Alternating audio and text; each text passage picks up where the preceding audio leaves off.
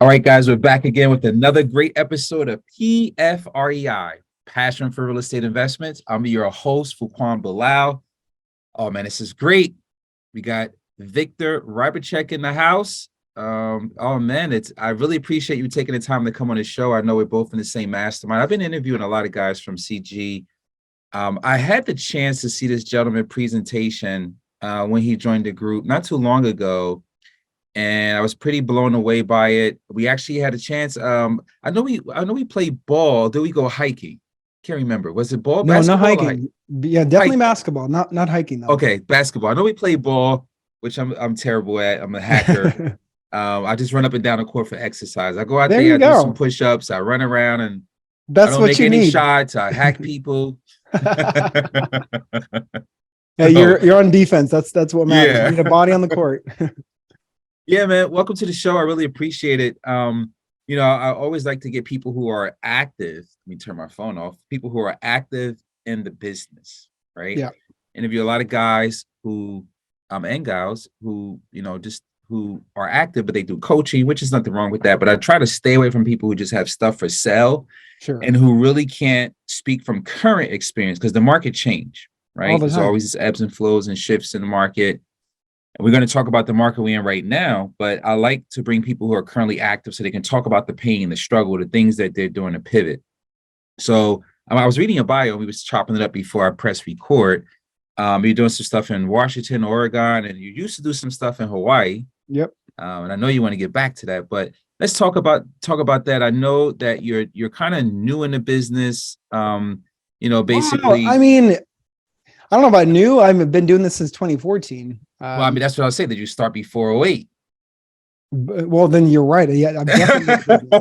If it's not So before to 08, then to 100%. me, I'm I mean, brand I want new. to give you that 7-year, 9-year run you had, but to me, if you started before '08, you know, it's like, okay, you got the war scars. Like I still get Yeah, PTSD when people talk about weight. I mean, yeah. that's the cycle that really had you pull your pants up and you had to man up. And a lot of people didn't survive. Some people, and nothing wrong with this, guys. People who didn't make it, they went back to whether it was truck driving or whichever way they can figure out to feed their family, because that's what at that point it was survival. Like, how do I survive to put food on the table? And for some people, they kept going, and it made them resilient, and Yeah, they adapted back to this new market. And now they remember those times as you and I would remember, coming from the circumstances we come from, that poor environment, right? Coming from nothing and transitioning to something. So talk about that a little bit, your upbringing, the struggle you went through, that adversity you had to overcome. And then I saw in your bio that you did some nursing and some stuff, and then you transitioned to real estate. So that's sure. complete opposite from a lot of people that I've interviewed, um, Yeah. Well, that you went through. Let's get into yeah, that. my Love the upbringing struggle. is really, I was a nurse. Did that for a couple of years, but before that, I'm an immigrant. I'm from Ukraine. God bless Ukraine right now. What's going on right there? I would 100%. literally be right there on the front lines with them had I stayed in Ukraine. I don't know if I would be alive, being real with you. Don't know if I would be here talking today during this podcast. So very grateful for the decision my parents made to come to America and into a land that I absolutely love. I'm very patriotic because I know what it is on the other side. People don't necessarily like some of the policies and how things are run here in America. All I have to say is like, go back to Ukraine. You start to appreciate real hard, real quick what we have here. Not perfect. We have lots of work to do, 100%. But I am very much grateful for the opportunities that I have in America. And if you have a hustle, you can make it in America for sure. So 100%. I went through really nothing out of the ordinary. The people that I grew up with, I mean, I'm not special. I went through the same things that they went through, the struggles, how hard it was, the language barriers and all those things. And, I just had a chip on my shoulder. I've always had a chip on my shoulder. And I was like, I want to do something. I want to do something with my life. And so I thought healthcare was the way to do it. I went to school, got my bachelor's degree, graduated top of my class, literally top of my class, 3.95 GPA. And I thought I was heading the right direction. Going to be a nurse, then going to be a doctor. I've kind of had it all planned out. I thought that was the best transition. If I'm a nurse, I could make some money while I'm going to school to become a doctor, right? Wow, what a roller coaster that was. Not at all what I wanted to do. I learned very not quickly, but I've learned through the process that to be a doctor, you have to sacrifice yourself. You have to work 70, 80 hours a week, live at the hospital. Not talking about working, live at the hospital. And I was like, what am I doing? I'm going to be this for the rest of my life. And that's where I did my turning point. I was like, you know what, this is not necessarily for me. So I started reaching out to like, what can I do with myself, with my career? Lo and behold, I was Googling literally how to make money, and real estate kept coming up. It kept coming up. And I was like, this is interesting. Why won't I consider, real estate? So I did. I went through a couple of RIAs, learned about wholesaling, and people are like, you know what? Wholesaling is just an entry point. You can't really do nothing with wholesaling. You'll have to like do a couple of deals, but that's your gateway into real estate. I was like, okay, fine. I believe you. You're more experienced than I am. I'll do 3-4 wholesales and I'll start to flip and become a flipper. Well, several deals led down the road, and several years down the road, I have, an amazing team behind me. I have 15 people now. I used to have 26 people. Had to scale back for several reasons, but yeah, I have 15 people now with me. We're doing, consistent deals every month. Yes, we had some struggles. I'm not going to be on this podcast pretending like the last couple of months wasn't hard. You better believe it was hard. We went through some serious stuff. When you're not in the black, it hurts bad, not just in your wallet and your mindset, while everybody's we're tracking the last couple of months and actually either shutting down, decreasing their team, or just pivoting to a completely new direction. I was like this. I was like, no, I'm actually going to go forward. When people are stopping marketing, I'm going to even market even harder. So that's what I did. I kept on marketing. And now that momentum is pushing us through. We just got 18 contracts last week. This week we have 4, I think 5 now. Last week we had 5. So we're doing the things that we should be doing. And to make that decision to push through, yeah, it's tough. It's tough when people around you are like, I'm out of the game. I'm not doing that anymore. And you're like, is this the right decision? But, it definitely is 100%. I trust my team. Yeah, I think, well, there's a few things you said that I want to touch on, but I'll start with the last one. You said that the perseverance, pushing through, keeping the mindset, staying in the game, trimming off the fat, so to speak, and keeping the A players, which I presume you did, and say, okay, I'm going to move forward. This is the team I'm going to roll with. This is the A team. I'm going to scale down, but we're going to now pivot that budget into marketing, and we'll see the light at the end of the tunnel. You're starting to see that now, the reciprocity from you pushing forward. So kudos to you on that. Also recognizing the challenge that was in the market, because we had the wind to our back for a while, right? And that's what I was speaking about earlier when I first started the podcast. A lot of people didn't prepare, right? COVID was just a blip, right? Came, everybody's, oh my God, what's going on? Everybody retracted. And then it just, boom, it was like a dead cat bounce, as they say. And the market just caught on fire. And it was this acceleration forward. And nobody really took the time out to think ahead and go, hey, this is not going to last forever. We need to prepare now. We need to start scaling down now. Everybody just thought it was going to last forever. So yeah, kudos to you for making that pivot and that shift. And that's why you're reaping the benefits that you have now. But let's go back a little bit before that. You talked about making a transition from being a nurse, doctor, and then having a realization, this is not for me. And you went boots in the ground and started to study. And I was reading your bio also. I think maybe you've done more to date, but it said 114 deals. So going back to, I would say you're new, you're seasoned because you actually got beat up 114 times. So, your face still looks clean. You still got the glow, but you've learned a lot from that. And you're still learning. I'm pretty sure this business, that's one thing 100%. I like about real estate, man, is like, you never know it all. You always learn something new every day. 100%. What are you doing now in this marketplace? Because the interest rates they're not going down. Like, not for who knows how long, but how are you? Because you didn't change your model. You said you dug deeper, you put your foot in the sand and said, I'm drawing a line here in the sand and I'm going to go Yeah. market more. Like, what is your thought on the interest rates not going down? And Well, having a good network of people and trust across the country is very helpful. When you're seeing something in your market, you kind of have to be almost like have this productive paranoia. You know where that's coming from. I mean, the man who said that, and that's very true. So you have to have this like productive paranoia in the sense of, if it's going on in my market, is this affecting other markets? And so I think what's happening as a nation, not in Washington State or Oregon, as a nation, what's happening is that there's a massive rebound going on, right? We got slapped in the face with inflation, absolutely slapped in the face. Thank you so much for pumping not so much money into the economy that not necessarily was needed, that amount. So that's a huge slap in the face. And yeah, interest rates are going to, increase with that to help hedge the inflation. But there's still a demand. There's still people that need houses. I don't think, quote unquote, the bubble is bursting. In our market, we're still seeing, 2 to 3 months worth of inventory. I think our market's about roughly I'll just call it 2 months. 2 months. That's still a seller's market. People are still buying houses. I would be more concerned if there was massive layoffs happening. I've heard Amazon, I've heard Microsoft doing some of those layoffs. We haven't felt the effects of that just yet. I'm probably sure it's coming.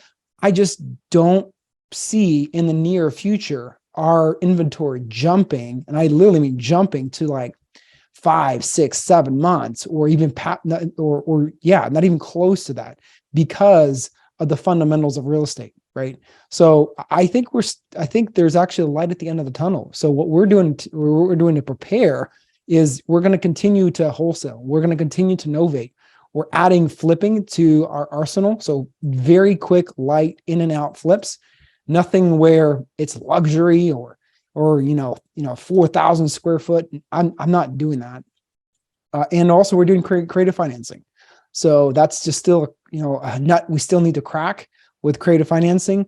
And, once we can crack that nut, I think it's kind of blue ocean. It's having such a powerful arsenal in the back of your pocket that you could apply to any market, good market or bad market. So I'm excited. I'm excited for what's ahead. yeah, as am I. We're in the Northeast, which is a completely different market, other side of the globe. We're still seeing a demand also. It's slowed down, but we're still, as you mentioned, it's a shortage of product. I mean, I have realtors reaching out to me like really desperately because they're skip tracing a lot of the properties we have, and they're reaching out, hey, you had this property coming to the market. I'm like, I already have a realtor.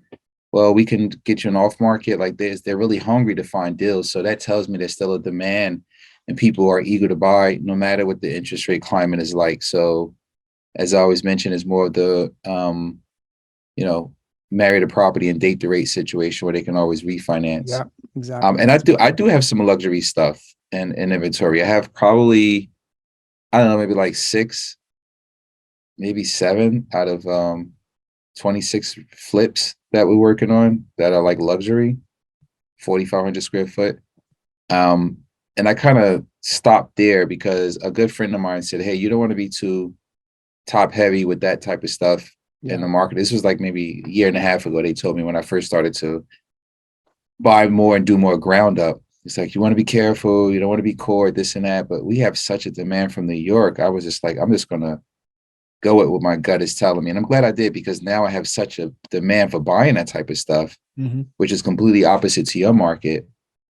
And we have some affordable house stuff too. So we're trying to balance it out with that.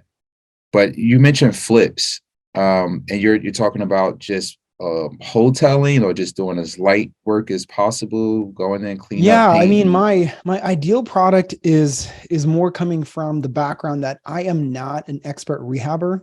I'm not, right.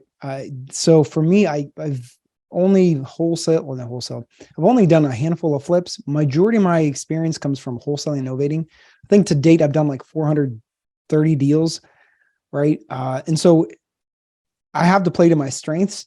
And for me, I would rather do something that I'm more familiar with than not. So if I got into a house that is, 4,000, 5,000 square foot and luxury, man, I am definitely out of my wheelhouse. I'm not saying that's not happening. I have plenty of contacts that are doing that right now. And they're doing well. It's just for me to get into that kind of realm would just be like fish out of water. I would be so lost in doing that. So Yeah, and it's not a focusing on rush like, to do that. I mean, I'm pretty sure your market is a bigger price tag and there's a bigger profit of doing that. Just the time frame and the process that it would take to get there. yeah. So for me, I'm more focusing on providing a product that's like for a first time home buyer. That's kind of where I'm at. That's the bread and butter. Yeah. That's easy. That's where most of our marketing comes from anyways. So it's just makes so much sense to be like, okay, you're getting these types of deals, focus on these types of flips, and don't get too far out into what you're not necessarily comfortable with or you're an expert in.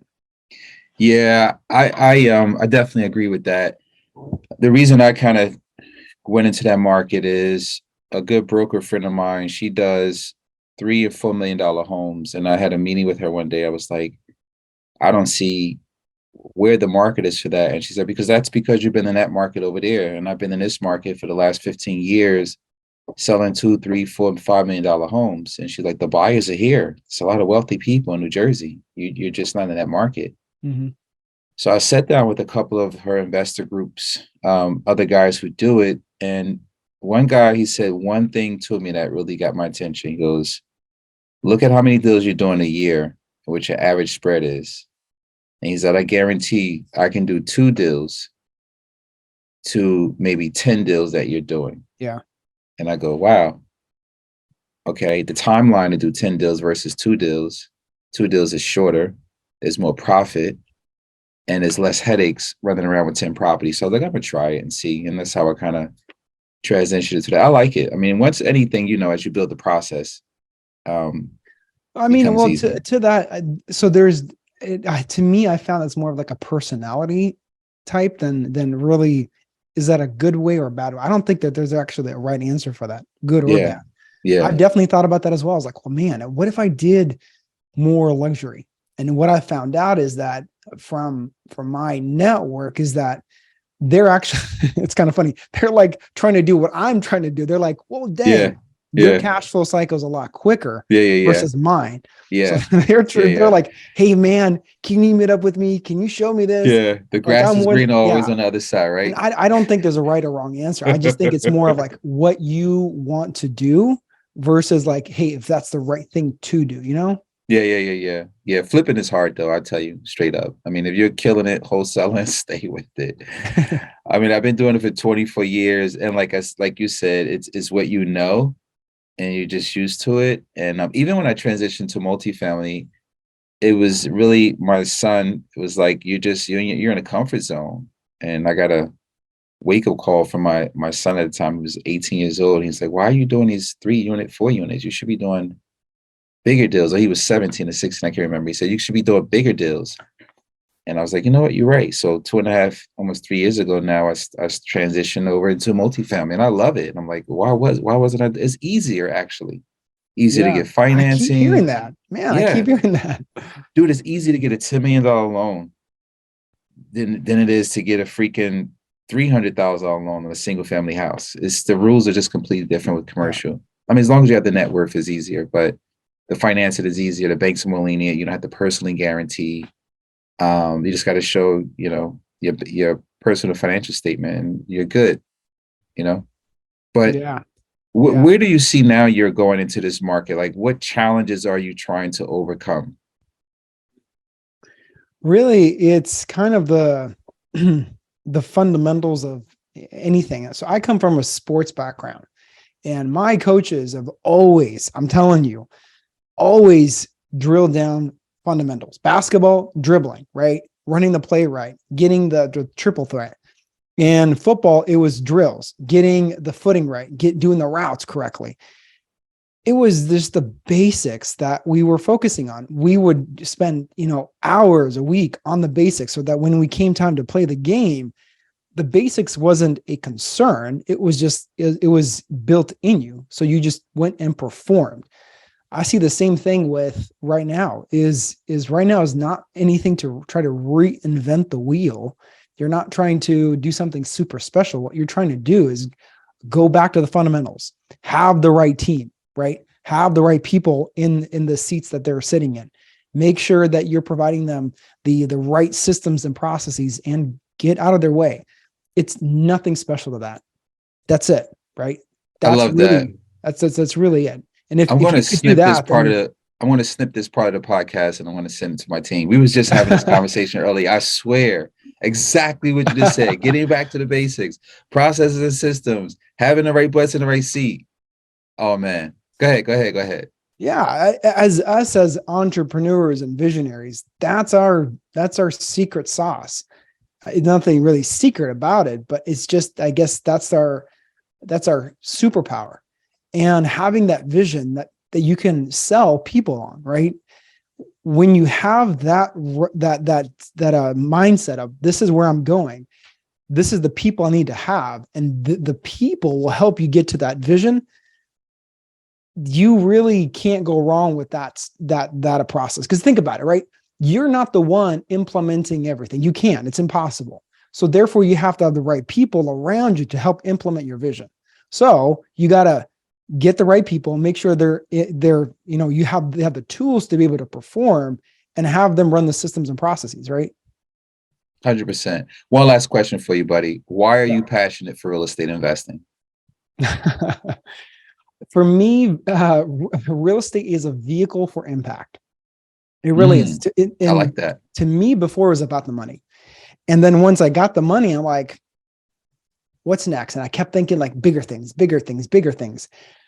For me, it's like this. You can go across country in a bike, in a car, in a train or airplane, and someday we'll be able to teleport. I feel that real estate is my airplane, right? It's my airplane. I can get to where I want to get to faster with real estate. That's what I love about real estate. It has massive amounts of impact. That's what I'm here to do is God put me on this earth to influence people, to make people's lives better. And I see that I could do that through real estate. That's why I like real estate. I love it. It's another great episode of PFREI, a passion for real estate investments. Oh man, Victor, tell the people where they can find you at, some social media handles, websites, Sure. anything you want to drop, please. Yeah. So you could find me on Instagram on Victor with a K, GLG. GLG stands for God, Love, and Growth, the things that I cherish a lot. Awesome. Thanks for sharing, man. It's a really great episode. Make sure you guys, if you see this on Facebook, like, share, subscribe, and you catch us on all the other social media platforms. Another great episode, PFREI. I'm your host, Fuquan Bilal. Oh man, this was a great show. I appreciate your time today, brother. Absolutely.